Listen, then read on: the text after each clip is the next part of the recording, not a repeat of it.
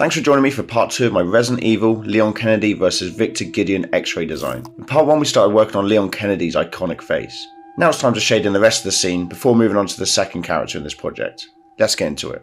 Right, so I've roughly sketched in his upper body to give myself a silhouette to work with while I start on the background. I use this pencil blend liquid to create a nice blurry atmospheric effect, but it takes a little while to dry. Because of that, it's always a good idea to get this part done as early as possible. Next we move on to those first shoulder pieces. Similar to the background, I lay down some pencil first and then rub in a bit of pencil blending liquid to cover the white of the paper. Once it's dry, I can go back over it and add more detail. I'm sure all of you have heard of Resident Evil, but if you're not familiar with Leon Kennedy, he's one of the most iconic characters from the Resident Evil series. He started out as a rookie cop in Resident Evil 2 and eventually became a government agent, fighting bioterror threats around the world. Leon is actually one of the most popular characters to cosplay from Resident Evil, and I always enjoy seeing the different versions people bring to the Comic-Cons. His outfits like the RPD uniform or the iconic leather jacket from Resident Evil 4, they're instantly recognisable and a favourite for fans to recreate. So what's next for this project? So when Leon's finished, we're going to put that drawing to one side. Then we're going to start working on the main antagonist from the latest Resident Evil installment, Victor Gideon.